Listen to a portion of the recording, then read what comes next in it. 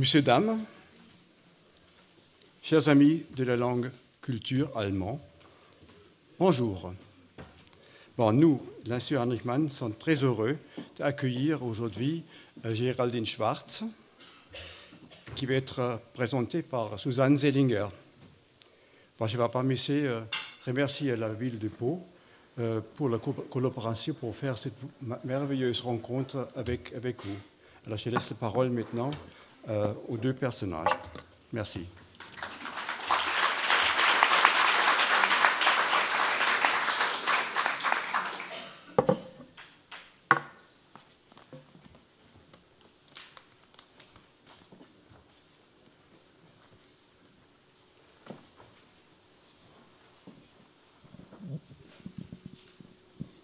Bonjour, oui, ça marche. Géraldine Schwarz, vous êtes journaliste, essayiste et documentariste. On a pu voir récemment sur France Télévisions un de vos documentaires, Les espoirs perdus de la réunification. Vous êtes franco-allemande, votre père est allemand, votre mère française.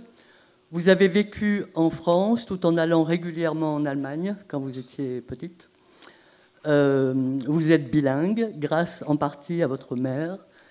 Vous l'expliquez dans le livre. En 2000, vous êtes allée à Berlin pour y travailler comme correspondante au sein d'une agence de presse française. Et vous y êtes restée. Vous allez nous lire un extrait de votre livre, page 289. Bonjour Pau.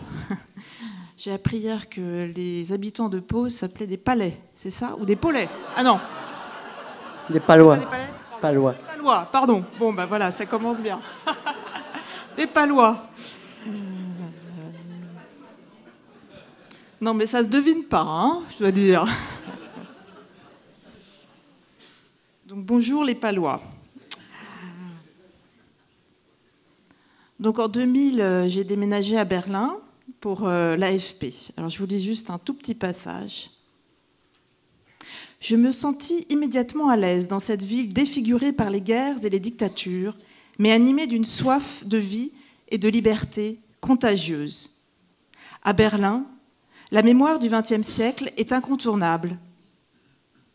Elle cohabite avec le présent et s'inscrit dans les murs comme dans l'action citoyenne. L'Allemagne est à son image, impossible à déchiffrer si on n'envisage pas ses actions politiques et les sensibilités de la société dans une perspective historique. Donc, dans votre livre, Les Amnésiques, paru en 2017, traduit en 9 langues, je crois, qui a reçu le prix du livre européen 2018, et tout récemment, le prix Wilfrid de la paix. C'est ça? Ce prix, qui jusque-là a été décerné à des personnalités, comme l'an dernier le président allemand ou Juncker.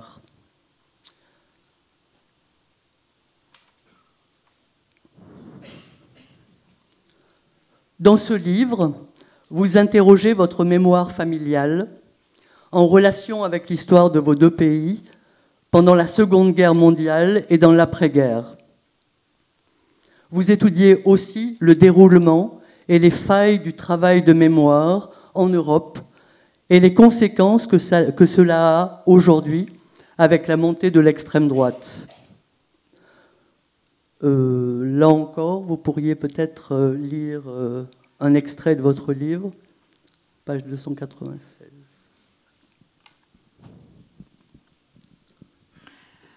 À présent que les témoins sont morts, victimes comme bourreaux, il reste le souvenir de leurs mots et de leurs visages, les monuments et les livres d'histoire, pour rappeler aux vivants ce que l'Allemagne ne veut plus être.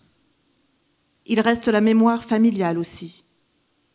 J'ai voulu tisser les fils de la grande histoire avec ceux de la petite, poser ces traces par touche sur ma toile imaginaire, les croiser et les superposer, jusqu'à ce que jaillisse un tableau vivant, un monde d'antan, avec son décor, son esprit, ses vies d'alors, ses parts d'ombre et de lumière. Mon père et ma tante les ont connues, ces existences du passé.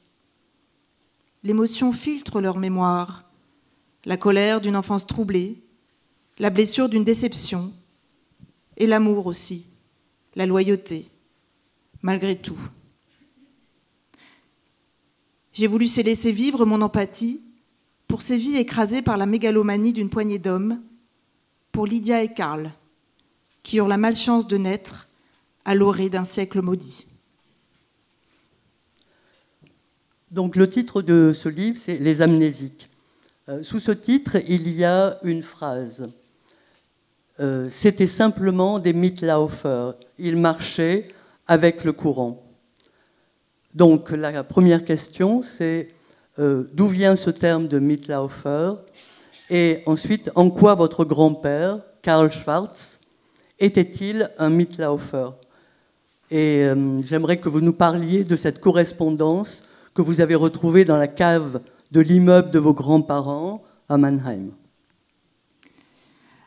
Alors, peut-être que j'aimerais préciser d'abord que la raison pour laquelle j'ai écrit ce livre n'est pas l'histoire familiale, mais un sentiment d'urgence face à la montée de partis politiques, de mouvements en Europe et ailleurs aussi, qui entretiennent un rapport ambigu avec l'histoire du fascisme. Et peut-être parce que je suis franco-allemande, donc une enfant de la réconciliation franco-allemande, ma mère est française, mon père est allemand, et aussi donc une enfant de l'Europe, j'ai conscience depuis bien longtemps que le monde dans lequel nous vivons, les acquis, la liberté, la paix, ce qu'on entend et ce que parfois nous prenons pour acquis, eh bien, ces valeurs-là dépendent de notre capacité de nous souvenir. Et donc j'ai voulu apporter une contribution au travail de mémoire. Et la première étape était de creuser dans ma propre mémoire familiale. Nous avons à Mannheim, dans le Bade-Wurtemberg, encore une maison familiale, la maison où ont habité mes grands-parents allemands. Et je savais, parce que j'ai passé beaucoup de temps dans cette maison, pendant mon enfance, que dans la cave, il y avait des classeurs poussiéreux, beaucoup de classeurs dans la cave. Donc je suis allée voir dans ces classeurs et j'ai découvert un contrat qui date de 1938, stipulant que mon grand-père, Karl Schwarz, avait en 1938 acheté une entreprise juive à bas prix. Alors qu'est-ce que c'est acheter une entreprise juive à bas prix en 1938 ? C'est arianiser une entreprise, profiter des mesures antisémites du Troisième Reich pour faire une affaire, ou du moins tenter de faire une affaire. Je savais que mon grand-père avait été membre du parti nazi, mais je ne savais pas qu'il avait franchi cette étape supplémentaire, qui est celle de prendre l'initiative, finalement, de participer au crime du Troisième Reich en arianisant cette entreprise. Après la guerre, mon grand-père a été classé par les occupants américains. L'Allemagne était divisée en 4. Le Bade-Wurtemberg, où habitaient mes grands-parents, était occupé par les États-Unis. Et les Américains se sont mis en tête de dénazifier la société allemande. Et ils ont divisé la société en 4 catégories. Les plus importants étaient les grands criminels et les moins impliqués étaient les Mitläufer. Donc Mitläufer, ça veut dire marcher avec le courant. À ce sujet, j'aimerais vous lire le premier paragraphe du chapitre 1, « Être ou ne pas être nazi ». Je n'étais pas spécialement prédestinée à m'intéresser aux nazis. Les parents de mon père n'avaient été ni du côté des victimes, ni du côté des bourreaux. Ils ne s'étaient pas distingués par des actes de bravoure, mais n'avaient pas non plus péché par excès de zèle. Ils étaient simplement des Mitläufer, des personnes qui marchent avec le courant.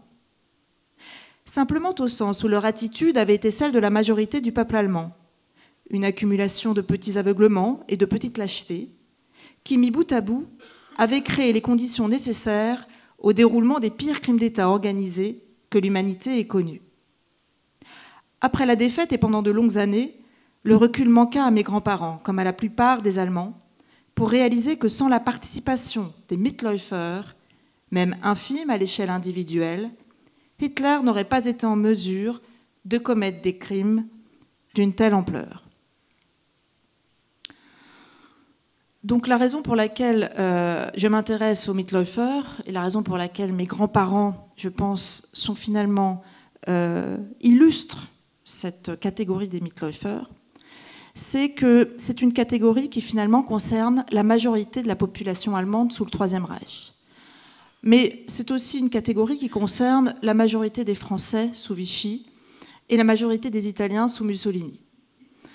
Dans la manière dont on appréhende le passé, notamment à travers la fiction, souvent on a tendance à diviser la société en 3 catégories. Les héros, les victimes et les persécuteurs. Täter en allemand. Or, je me suis rendu compte, au cours de mon travail comme journaliste et documentariste, j'ai rencontré beaucoup de témoins, de Zeitzeugen, de témoins historiques, et je me suis rendu compte qu'en fait, il était rare que les gens s'identifient à une de ces catégories. Personne ne se voit seulement comme victime, à part la communauté juive. Personne ne se voit comme persécuteur. Et les héros ne sont jamais des héros à 100%. Et ce qui manque finalement dans cette perception de la société, du rôle de la société, c'est cette catégorie de ceux qui ont marché avec le courant et qui concernent la majorité de la société. Et pour moi, c'est très important de parler de ça, parce que c'est une catégorie avec laquelle on peut très bien s'identifier, parce que nous sommes tous des potentiels Mitläufer. Comment peut-on apprendre de l'histoire si on ne peut pas s'identifier avec ces catégories de héros, victimes et persécuteurs? Pour apprendre de l'histoire, il faut savoir ce que la majorité de la population a fait, quelle attitude a été adoptée. Et je précise encore qu'il ne s'agit pas de dénoncer, mais de comprendre dans ce cas-là. D'accord. Mais donc, oui, vous parliez, on avait votre grand-mère, donc que vous appelez Oma. Il y a ce chapitre Oma ou le charme discret du nazisme. Et j'aurais bien aimé que vous expliquiez ce titre. Voilà, ça me semble intéressant. Alors, il y a plusieurs styles de Mitläufer. Pourquoi on marche avec le courant ? Mon grand-père a marché avec le courant par opportunisme, par confort aussi. Il voyait une occasion de faire une affaire et puis peut-être d'être protégé. Ma grand-mère aussi était une Mitläufer, mais elle était plutôt une Mitläufer par aveuglement. Elle était fascinée par le Führer, par Hitler, comme beaucoup d'Allemands, beaucoup de femmes d'ailleurs, étaient un peu amoureuses de Hitler. Il paraît qu'il avait une voix magnétique. Bon, j'ai du mal à comprendre quand j'écoute. Mais bon, à l'époque, on trouvait qu'il avait une voix magnétique. Et puis, il y avait toute une propagande autour de Hitler avec son chien. Il était très aimable avec les enfants, les animaux, les femmes. Il n'était pas marié, enfin jusqu'à la dernière minute, parce qu'il voulait faire croire qu'il était marié à l'Allemagne. Et donc, les femmes avaient une certaine tendresse pour cette espèce de vieux garçon un peu perdu sans femme. Et puis, il a fait rêver. Ça, c'est aussi quelque chose qu'il faut comprendre, sinon on ne comprend pas cette capacité d'une idéologie pourtant meurtrière à fasciner. Le national-socialisme a fait rêver beaucoup d'Allemands. Il a sorti l'Allemagne de l'humiliation du traité de Versailles. Et puis surtout, le chômage a baissé drastiquement en 3 ans. J'ai un autre témoin dans mon livre qui est une Allemande des Sudètes. La Sudète était une partie de la Tchécoslovaquie qui a été envahie par l'Allemagne. Et une minorité allemande a salué cette annexion par l'Allemagne, car cette minorité était un peu opprimée par les Tchécoslovaques.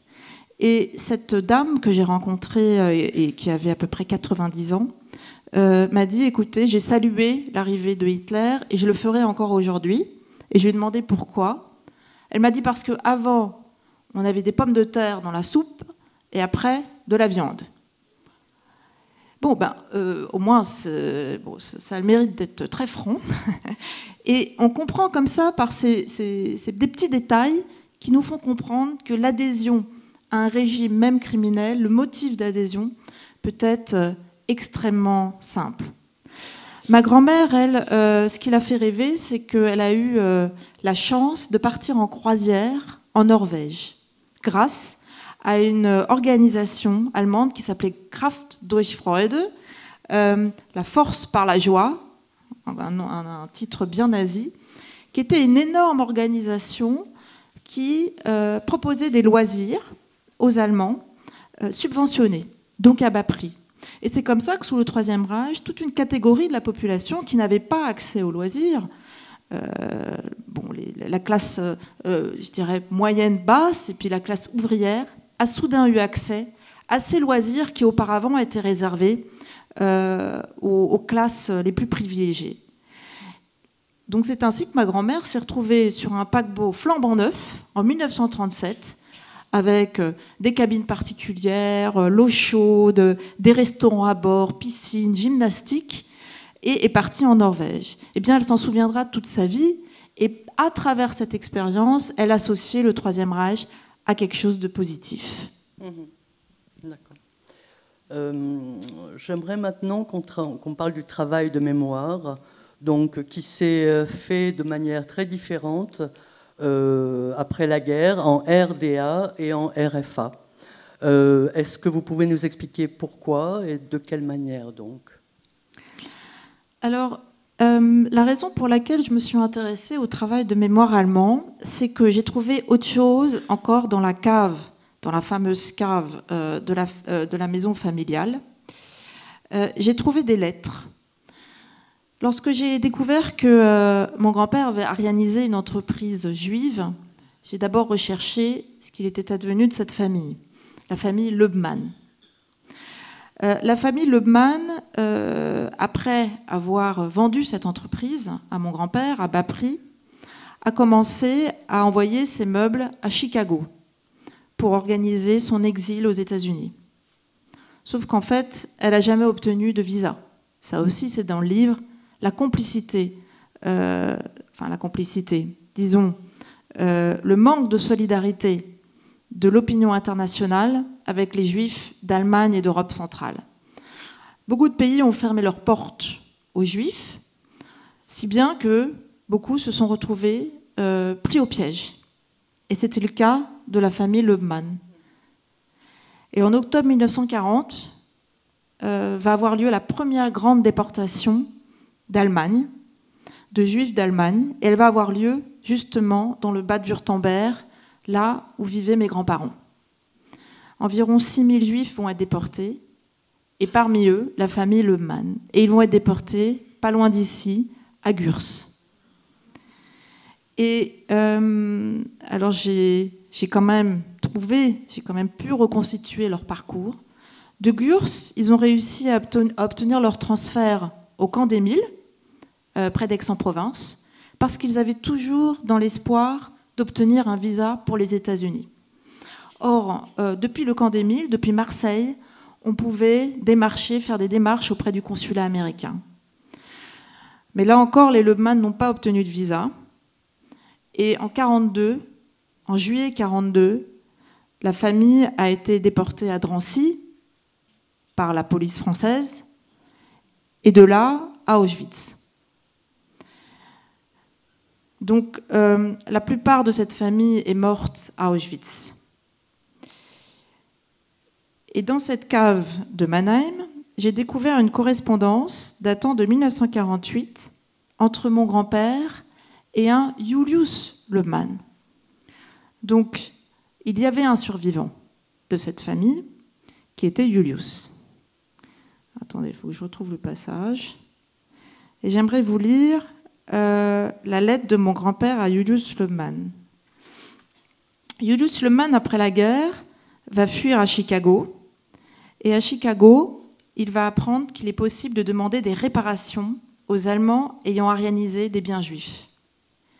Il va donc réclamer des réparations à mon grand-père. Ah, merci. Voici la première lettre de mon grand-père en réponse à Julius Lehmann. Nous nous sommes sincèrement réjouis d'apprendre, ma femme et moi, que vous au moins êtes sortis vivants du calvaire que vous avez traversé, et regrettons profondément le destin de votre frère et de votre beau-frère. Les familles aussi ont-elles péri? Bien que nous, comme la plupart des Allemands, n'ayons pas voulu le destin cruel de vos coreligionnaires, nous devons désormais tous en souffrir. Notre litige, auquel je ne m'attendais pas, en est un exemple, vu que je ne vous ai certainement jamais placé dans une situation difficile et que tous nos accords se sont déroulés de la manière la plus amicale qui soit. Notre situation économique est sombre. Je crois que vous vous faites de fausses idées sur notre affaire. Il achevait sa lettre ainsi. Comment va votre famille? Ma femme a déjà été opérée 2 fois cette année d'un ulcère intestinal. Il y a toujours quelque chose. Alors, dans cette lettre, on se rend bien compte que mon grand-père manque d'empathie vis-à-vis de Julius Lehmann et a lui-même tendance à se complaire dans l'auto-lamentation. C'était pour moi une lettre vraiment importante parce que je me suis demandé si c'était mon grand-père ou si c'était symptomatique de la société allemande dans les années 50. Il ne prend pas du tout la mesure de ce qui s'est passé, il est en total... Alors, il ne prend pas la mesure, sachant qu'en 1948, on ne connaît pas du tout l'ampleur de l'Holocauste, mais on sait quand même, il y a déjà des images qui ont circulé, des camps de concentration et des camps d'extermination. Il y a déjà des images qui ont circulé, donc on sait que les Juifs étaient massacrés. Il sait aussi que Julius Lehmann a perdu la plupart de sa famille. Il en parle dans la lettre. Mais il y a surtout du déni dans cette lettre. Il y a du déni, il y a cette incompréhension. La phrase la plus importante, c'est « Comme tous les Allemands, nous n'avons pas voulu le destin de vos coreligionnaires et nous devons désormais tous en souffrir. » Et ça, c'est symptomatique de la société allemande dans les années 50, qui a plongé dans un déni absolu et aussi dans l'amnésie. Le titre Les Amnésiques, c'est tous ces amnésiques qu'il y a eu dans l'histoire. Il y en a eu dans les années 50 et il y en a beaucoup, beaucoup aujourd'hui. Va plonger donc dans l'amnésie, dans le refus de reconnaître sa responsabilité et même va plonger dans le rôle de la victime. Et mon grand-père, il va y avoir plusieurs lettres, et mon grand-père, peu à peu, va plonger dans ce rôle-là, va prendre le rôle de la victime du juif qui l'aurait arnaqué. C'est quand même un phénomène assez impressionnant qui a été analysé dans les années 60 par 2 psychanalystes, les Mitscherlich, et qui disaient les Allemands étaient totalement traumatisés dans les années 50, mais non pas parce qu'ils avaient soutenu un régime criminel, mais parce qu'ils avaient perdu la guerre et finalement le rêve nazi s'était effondré comme un château de cartes. Et c'est vrai que les Allemands sont totalement en perte de repères à ce moment-là. La société allemande est donc pas du tout prête à faire son travail de mémoire. Et je me suis demandé comment l'Allemagne avait fait pour que la société devienne la société que je connais aujourd'hui, c'est-à-dire une société où la démocratie est quand même extrêmement bien ancrée et où il y a une grande conscience historique. Comment ça a été possible de passer... Il y a eu plusieurs étapes. Il y a eu plusieurs étapes et pour ça j'ai interviewé mon père, donc qui joue un rôle important dans ce livre. Mon père est né après la guerre. Enfin non, il est né en 1943, mais disons qu'il n'a pas connu la guerre. Et il fait partie de cette génération née à la fin de la guerre ou après la guerre qui va, à partir des années 60, se rebeller contre cette amnésie et demander que le travail de mémoire soit fait.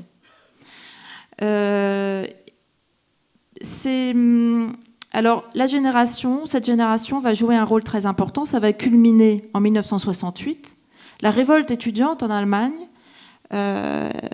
est principalement, je dirais, une des revendications principales de cette révolte, c'est de lutter contre l'impunité dont bénéficient les nazis après la guerre, pour la bonne raison que comme la plupart des Allemands étaient nazis, on n'allait pas tous les mettre en prison. Donc beaucoup ont été recyclés. Et c'est une des raisons pour lesquelles d'ailleurs le travail de mémoire n'était pas fait. Difficile de faire un travail de mémoire quand absolument dans tous les ministères sont truffés d'anciens nazis. Et cette génération-là, ça va être vraiment un moment de basculement, mais cette génération a aussi été influencée par des personnages formidables. Il y a eu des héros, comme Fritz Bauer, dont vous avez peut-être entendu parler, qui est ce procureur juif, exilé pendant la guerre, et qui va revenir après avec la ferme intention d'ancrer la démocratie dans la société allemande. Et c'est lui qui va initier les premiers procès à Auschwitz en 1963. Tout d'un coup, l'Allemagne va découvrir Auschwitz. Dans les années 60, personne ne savait pratiquement ce qu'était Auschwitz, ou ce que ça voulait dire, ce que ça signifiait. Mais pas seulement en Allemagne, aussi en France, aux États-Unis, dans l'ensemble de l'Europe. On s'intéressait quand même assez peu à l'Holocauste. On a commencé à s'y intéresser beaucoup plus tard. Et ça va être, pour la société allemande, ça va être un choc, et surtout pour les jeunes. Et Fritz Bauer est pour moi vraiment une personne qui m'inspire beaucoup, parce que son propos, son objectif n'était pas de punir, mais de faire prendre conscience de la responsabilité de chacun. Il voulait montrer que tout le monde, dans cette espèce d'énorme machine infernale, criminelle, avait eu un rôle, avait joué un rôle, y compris justement les Mitläufer. Et même si on ne connaissait pas le but ultime de cette machine criminelle, qui était l'extermination des Juifs, la société allemande n'était pas au courant de l'extermination des Juifs. Mais ça ne les excuse pas pour autant, parce qu'il y avait assez d'indications qu'on participait à une entreprise criminelle pour dire non. Voilà, pour dire non à cette participation. Et la société a su dire non, parfois, avec le programme que vous rappelez dans le livre, le programme d'euthanasie des malades. Et donc, à ce moment-là, ce programme Action 4, je crois, a été interrompu parce que la société civile s'est mobilisée. Oui, il y a quelques exemples comme ça, comme le programme T4, qui était un programme destiné à exterminer les malades mentaux. Une partie de la société civile et l'Église ont protesté contre ce programme, si bien que Hitler a été obligé de l'arrêter. Donc il était possible, parfois, de dire non. Mais ce que je dis toujours, c'est qu'il vaut mieux dire non avant. C'est-à-dire il vaut mieux prévenir que guérir. Parce qu'une fois qu'on est en dictature, ça devient beaucoup plus difficile de se rebeller. Donc il faut être très vigilant en amont. Ça, c'est... mais donc la spécificité du travail de mémoire allemand, c'est qu'à partir de la fin des années 60, l'ensemble de la société va commencer à se mettre en question et à prendre conscience que chacun d'entre nous a un rôle dans l'histoire, à sortir de cette espèce de mythe que la population est une victime. Et à prendre donc conscience de la responsabilité que nous avons tous aujourd'hui dans une démocratie, de la conséquence de nos actes. Si ces actes sont multipliés par 10, 20 millions de personnes, prendre conscience donc les conséquences de nos actes, de nos décisions, et comme disait Fritz Bauer, que dans une démocratie, On peut avoir, bien sûr, une constitution formidable, des lois formidables, des institutions formidables, mais que ce qui compte le plus, c'est que les citoyens soient justes et soient capables de juger de manière d'avoir une opinion fondée. Parce que sinon, les démocraties sont faibles.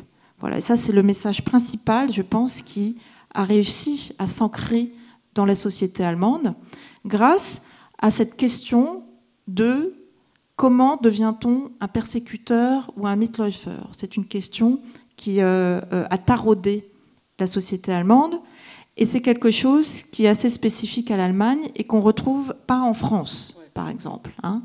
Ça, c'est une des grandes différences dont je parle dans mon livre. Oui, donc l'amnésie française a été de quelle nature, enfin? Alors, bon, je ne vais pas revenir, parce que le temps passe, je ne vais pas revenir sur, je pense que vous connaissez le mythe résistentialiste, j'en parle dans mon livre. Mon père rencontre ma mère dans les années 60, et ma mère, dans les années 60, vit près de Drancy et n'a jamais entendu parler de Drancy. Et là aussi, c'est symptomatique de la société française, qui va néanmoins peu à peu se réveiller de cette amnésie, et pour finalement faire son travail de mémoire. Sauf que ce travail de mémoire, c'est vrai que souvent, quand je suis en France, on me dit « mais on parle de Vichy tout le temps ». Enfin, oui, on parle de Vichy tout le temps, mais ce travail de mémoire s'est surtout concentré sur les responsables de Vichy. Donc on a honte des responsables de Vichy, mais la société ne s'est pas remise vraiment en question. Ça n'a pas été encouragé, ce dont je parlais tout à l'heure. Alors bien sûr, le traumatisme n'est pas le même, parce que les crimes sont absolument incomparables. C'est certainement une des explications. Mais c'est dommage, parce que un travail de mémoire qui permet à la société de se remettre en question et de prendre conscience de son rôle, eh bien, permet d'ancrer la démocratie. Donc finalement, tout le monde est gagnant. Et en France, on a peut-être eu tendance à éluder le rôle de la population, et on l'a présenté comme une victime. Et c'est une des thèses du livre. Les pays qui font des peuples des victimes de l'histoire sont plus susceptibles de sombrer dans le populisme ou dans l'extrémisme, parce qu'il n'y a pas cette prise de conscience. Quand on se considère comme victime, eh bien on a tendance, évidemment, à ne pas prendre de responsabilité. Donc quand on vote, peut-être qu'on n'a pas conscience que ce vote-là, il peut vraiment changer le destin de tout un pays. Voilà, donc ça c'est quelque chose qui, en France, selon moi, manque, et qui explique, ça c'est mon expérience entre la France et l'Allemagne, qui explique pourquoi aussi, parfois, je trouve que la démocratie n'est pas si mûre que ça en France. C'est-à-dire, vous pouvez expliquer davantage? Parce que déjà, les résultats des élections le montrent, à mon sens. En 2017, plus de 45% de votes populistes. Pour moi, c'est peut-être un manque de discernement vis-à-vis de leaders et de partis populistes qui utilisent des méthodes de manipulation qu'on a déjà vues il y a un siècle. Voilà. Donc le fait de ne pas reconnaître ça, et le fait aussi de ne pas reconnaître le risque qu'on prend quand on vote pour des partis qui représentent quand même un danger pour la démocratie. Voilà, c'est ça le... Bon, après, la France n'est pas le seul pays, c'est pas du tout le seul pays, bien sûr. L'Italie est bien pire. L'Italie n'a fait aucun travail de mémoire, mais rien du tout. Sachant que le fascisme est né en Italie et que l'Italie était le premier allié idéologique et militaire de l'Allemagne, c'est quand même extraordinaire que ce pays n'ait pas fait son travail de mémoire. Primo Levi, au début des années 80, disait « l'Italie se cache derrière l'atrocité des crimes nazis ».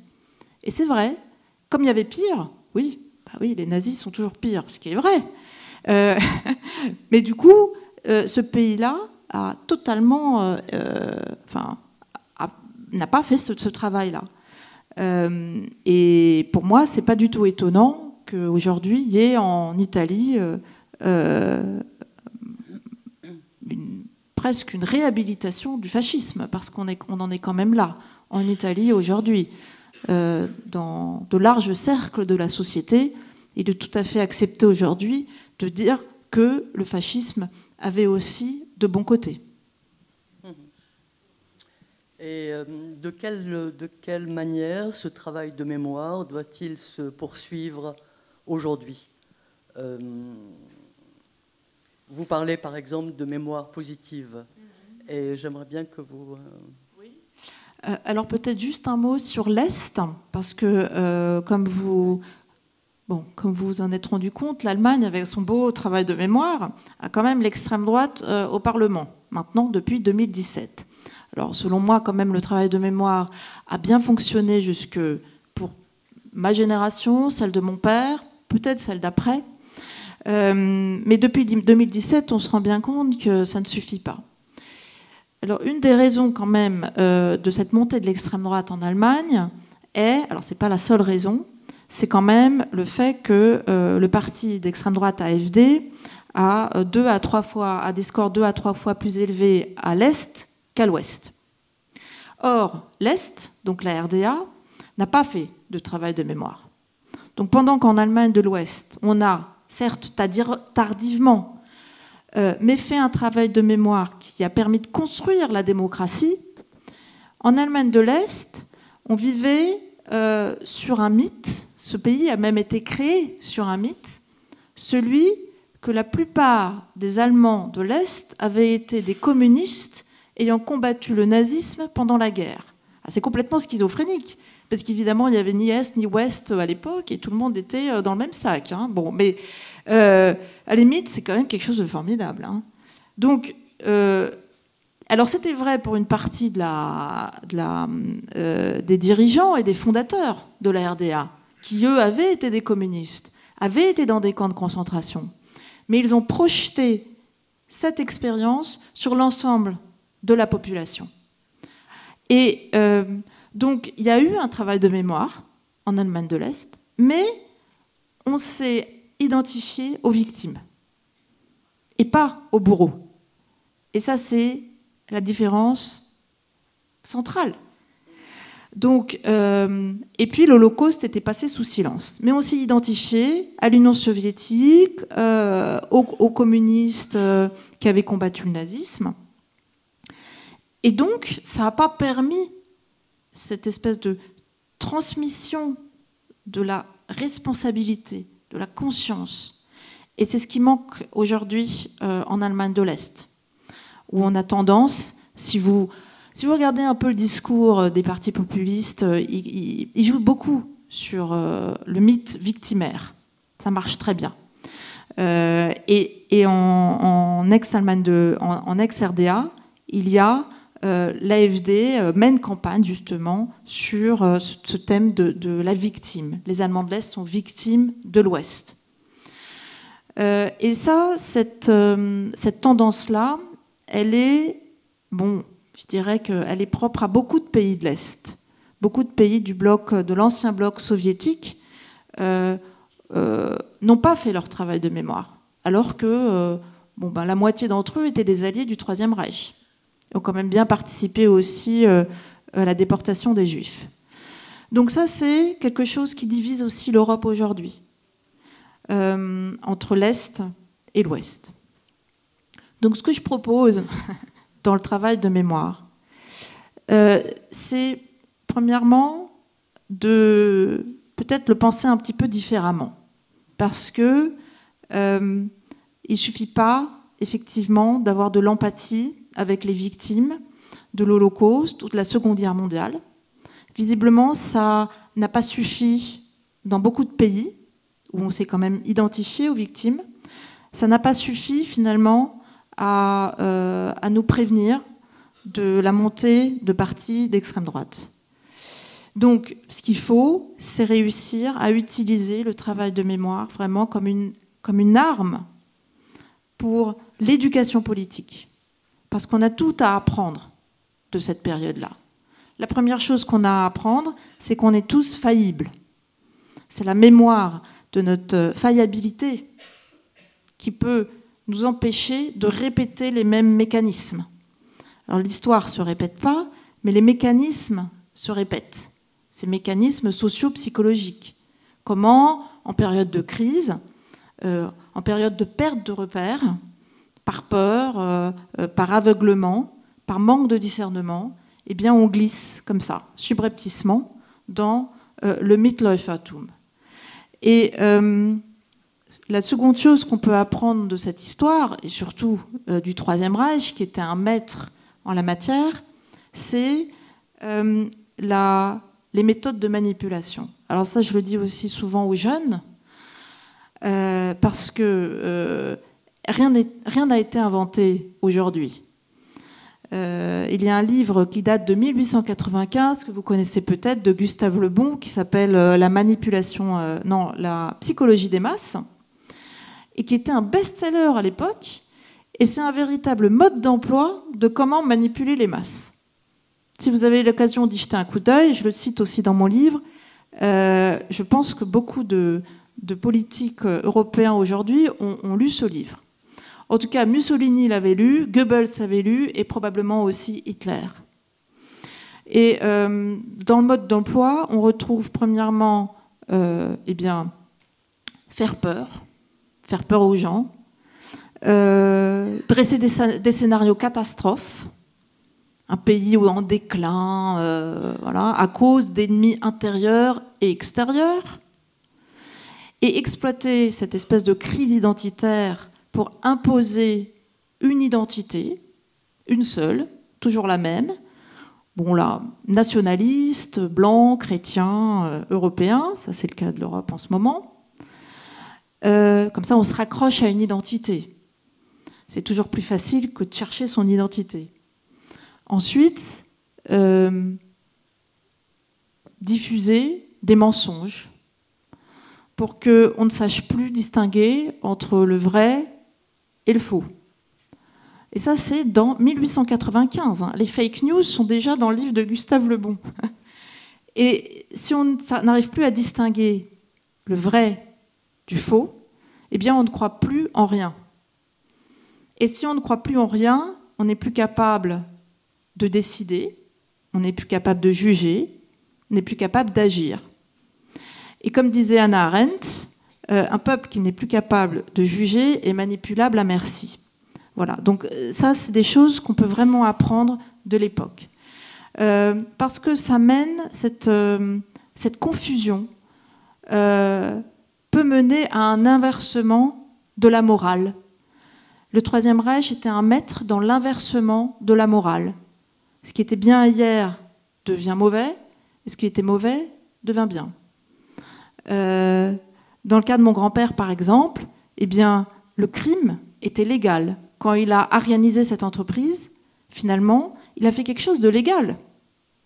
Donc, en légalisant le crime, le Troisième Reich a réussi à rendre le crime acceptable. Des fois, il suffit de ça. Voilà, donc c'est un enseignement, ça c'est comment apprendre de la mémoire négative. Et le message que je veux faire passer avec ce livre, c'est aussi, je m'adresse aussi aux jeunes générations, c'est qu'il nous faut aussi une mémoire positive. Et la mémoire positive, c'est que malgré tout ça, l'Europe a quand même réussi à vaincre sur les totalitarismes en 1945 et en 1989. Donc ça, c'est quand même la bonne nouvelle. Et puis à construire la démocratie et un continent qui vit quand même en paix. Et ça, c'est un message que j'entends pas assez souvent. Ce message positif qui permettrait de donner envie d'Europe aux jeunes d'aujourd'hui.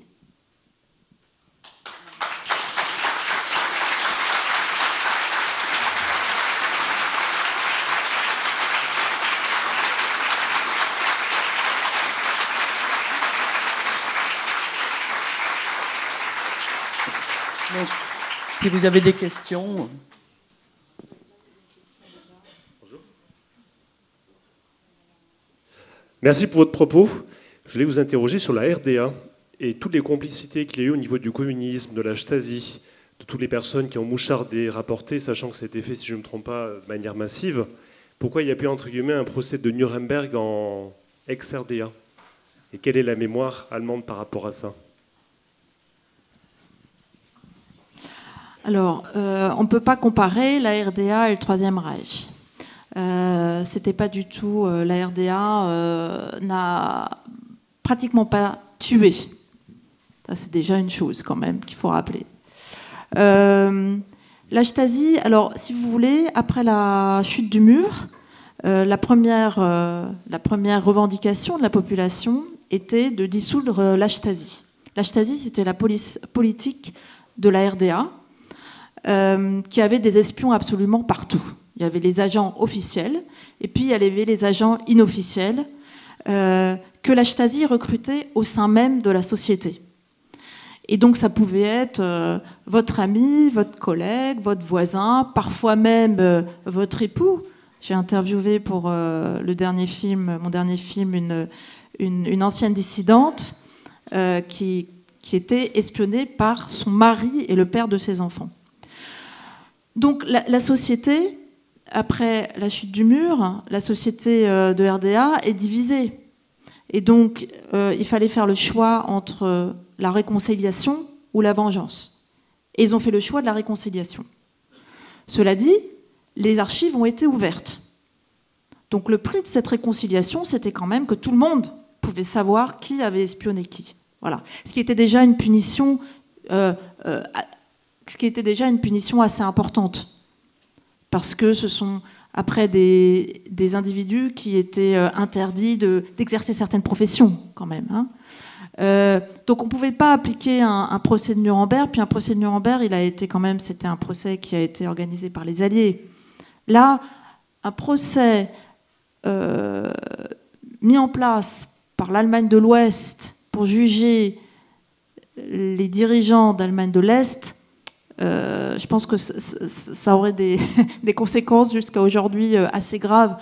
Déjà que le pays est déjà divisé, ça aurait encore amplifié la division. Et comme je le disais tout à l'heure, la RDA, la Stasi, était bien sûr un instrument de répression terrible, mais on ne peut pas comparer les deux dictatures.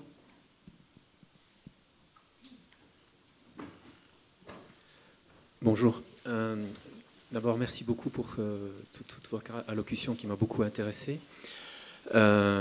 Je retiens aussi quelque chose dans votre discours par rapport à la psychologie des individus, et ça résonne en moi par rapport à une expérience scientifique que je connais, qui est l'expérience de Milgram, où pour ceux qui ne connaissent pas, on fait venir quelqu'un dans un laboratoire, on lui demande de faire une expérience sur l'apprentissage d'une victime qui se trouve en face de lui, qui est en fait un acteur.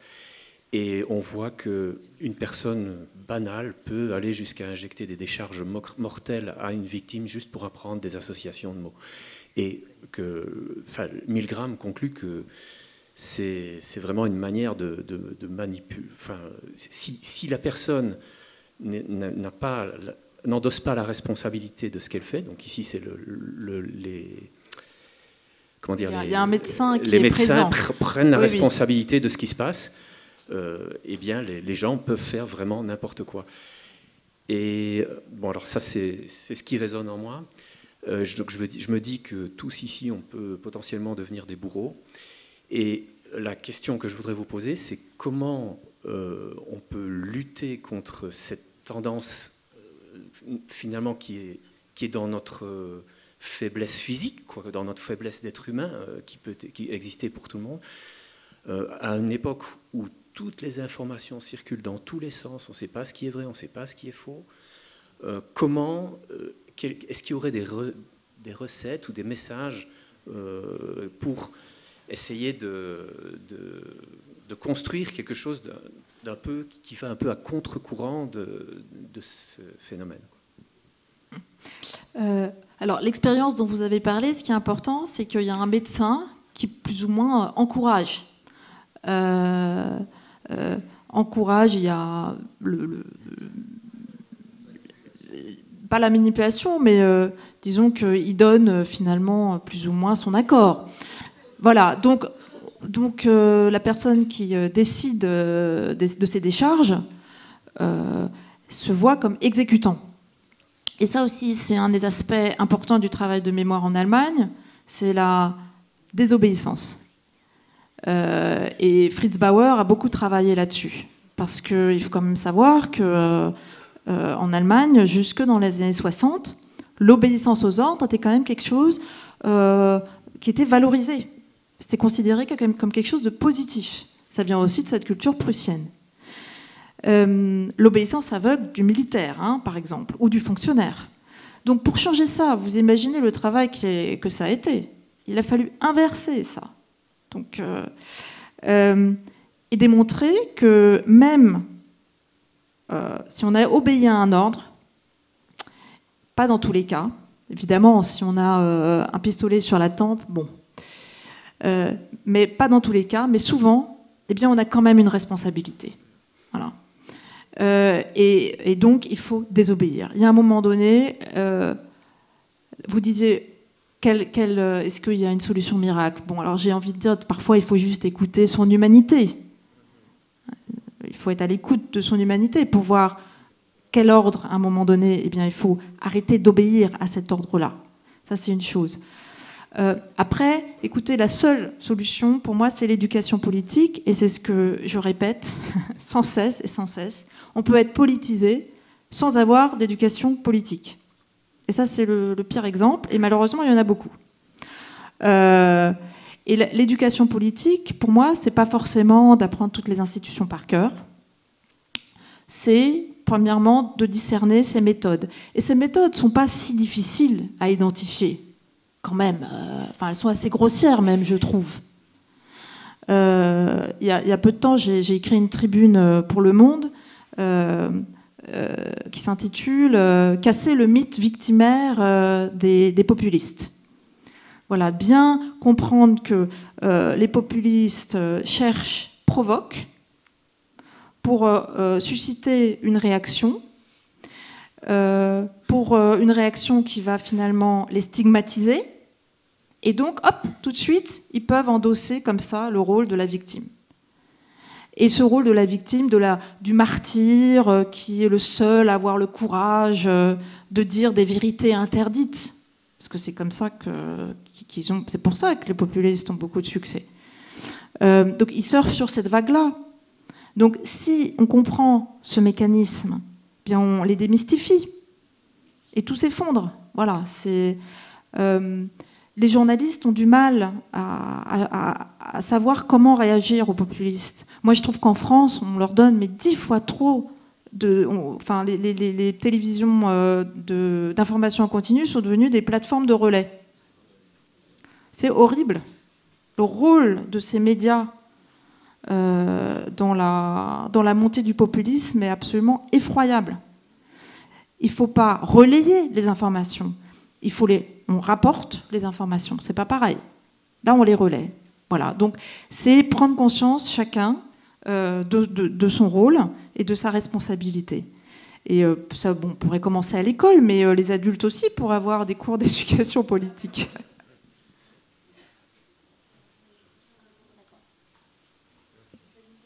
Vous pensez que le déclin de la presse écrite est un danger pour la démocratie? Oui, et encore, la presse écrite, je dirais que c'est peut-être ceux qui sont les plus responsables. Donc, déclin, alors pas dans le sens forcément du contenu, mais plutôt dans le sens qu'il y a moins en moins de lecteurs. Hein.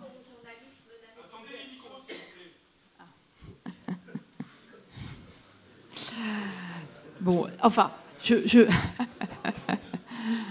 voilà. Enfin, je vais répondre vite parce qu'il y a beaucoup de questions, mais c'est plutôt, je pense que les journalistes, en tout cas surtout de médias à grande écoute, hein, surtout les télévisions d'information en continu, CNews, BFM Télé, vraiment devraient faire leur mea culpa, faire une pause pendant une semaine et réfléchir à la conséquence de leurs choix éditoriaux. Voilà, ils ont une responsabilité absolument gigantesque. Les journalistes sont souvent jeunes, pas assez expérimentés, Il faut savoir recadrer le populiste ou l'extrémiste.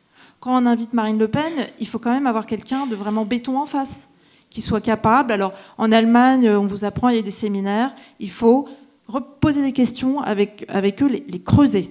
Creuser, parce que quand on creuse, on voit qu'il n'y a rien. Donc, il y a des méthodes, hein, sauf que, voilà, il faudrait que des journalistes partent en séminaire pour apprendre à recadrer leurs invités. Plutôt que, parce que souvent, ils se font instrumentaliser. Oui, je voudrais attirer votre attention sur justement la déficience de mémoire dans notre histoire. Je vais prendre une affaire personnelle. Mon grand-père a fait la Première Guerre mondiale. Mon père s'est trouvé être un jeune enfant, adolescent, à 12 ans, juste après avoir passé le certificat d'études, mis ouvrier agricole. Pour se défaire de cette structure-là, il a fallu qu'il s'engage en 1920. Derrière ça, il a connu la Deuxième Guerre mondiale. Et derrière ça, on dit qu'il n'y a pas de guerre, etc. Effectivement, il n'y en a plus sur le continent européen, mais elle est partout ailleurs. Hein.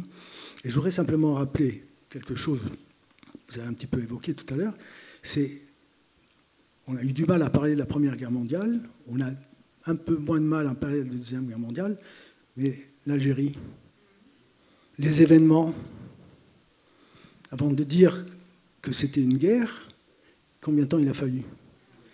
Il est évident que les Pieds Noirs avaient peu de racines en France et les appelés n'avaient aucune connaissance sur l'Algérie. Et donc ce problème-là est très difficile, si vous voulez, à intégrer. Oui, écoutez, de manière générale, un pays qui n'affronte pas de manière honnête son histoire, quelle que soit son histoire, est quand même, fragilise sa démocratie. Voilà. Et c'est le cas de la France avec son histoire coloniale. Et encore, la France, c'est pas le pire, je dirais la Grande-Bretagne. Parce que la Grande-Bretagne n'a absolument rien fait. Et un certain nombre d'historiens et d'intellectuels britanniques font un lien entre le Brexit et le manque de travail de mémoire en Grande-Bretagne. Cette espèce d'élite britannique qui vit encore un peu dans le fantasme de l'empire colonial, du fait que la Grande-Bretagne a encore beaucoup d'influence. Bon, ben voilà le résultat.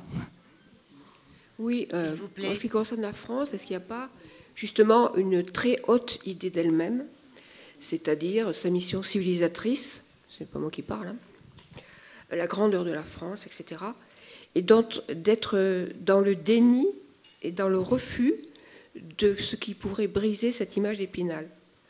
Je me souviens d'un livre du temps où j'étais en terminale, où par rapport à la conquête de l'Algérie, dont on ne parle jamais, parce qu'il y a la guerre d'Algérie de l'indépendance, mais il y a la conquête de l'Algérie, et là il y avait une demi-ligne. Les Français commirent quelques exactions, et c'était tout. Je l'ai retenu tellement c'était frappant. Et voilà. Et en fait, peut-être faudrait-il, en France, considérer que les Français sont des humains comme les autres, qu'ils ont des bonnes choses, et puis ils ont des choses moins bien, et ne pas s'offusquer, par exemple, lorsque un Africain parle du Code noir, de la colonisation, en prenant des airs et en essayant de se défausser. Oui, mais les premiers à vendre leurs concitoyens, entre guillemets, parce qu'il n'y avait pas ça à l'époque, c'était les Africains eux-mêmes, donc se défausser sur les autres. C'est la faute des autres, et nous, on est des parfaits. Quoi. Et oui, c'est le problème de faire des populations des victimes de l'histoire. Il faut changer cette approche-là. En plus, c'est pas du tout valorisant d'être juste une victime de l'histoire. Alors, c'est valable quand même pour certaines communautés, hein, je répète quand même. Pour la communauté juive, là, il n'y a pas de doute. Mais c'est dévalorisant. Ce qu'il faut, c'est parce que c'est quand même beaucoup plus agréable d'avoir une responsabilité, de sentir qu'on a une responsabilité, même aujourd'hui. Les institutions françaises ne favorisent pas non plus ça. Le fait on est assez éloigné du pouvoir à cause du centralisme. Voilà, ça ne favorise pas non plus une prise de conscience de son rôle et de sa responsabilité. S'il vous plaît, vous avez évoqué l'Italie, peut-être l'Espagne. Qu'est-ce que vous avez à dire sur l'Espagne ? Alors, je n'ai pas vu la question. Oui, écoutez, le livre est sorti en espagnol il y a un mois. Je suis allée à Barcelone. C'est assez fougueux. Et les Espagnols s'intéressent énormément aux livres, et ce qui me montre qu'il y a quand même une espèce de prise de conscience en Espagne que l'absence de travail de mémoire a des conséquences aussi négatives. Peut-être qu'au moment où ce choix de ne pas faire de travail de mémoire après la mort de Franco était sage, mais voilà, aujourd'hui, ça remonte malheureusement à la surface. La société est plus divisée que jamais, mais au moins les Espagnols, c'est vrai, m'ont semblé extrêmement intéressés à creuser ça, ce travail de mémoire-là.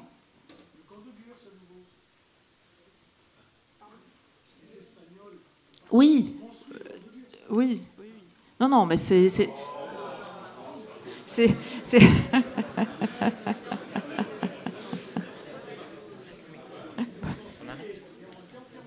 Il y a encore des questions? Oui?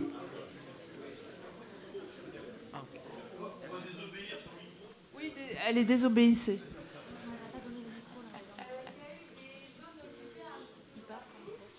Tout à l'heure, vous aviez dit que vous aviez parlé à une dame qui avait été envoyée dans un autre pays et qu'elle avait salué l'arrivée d'Hitler en arrivant. Vous pensez que c'est des situations similaires? Non, c'est pas compris. J'ai une dame qui... En fait...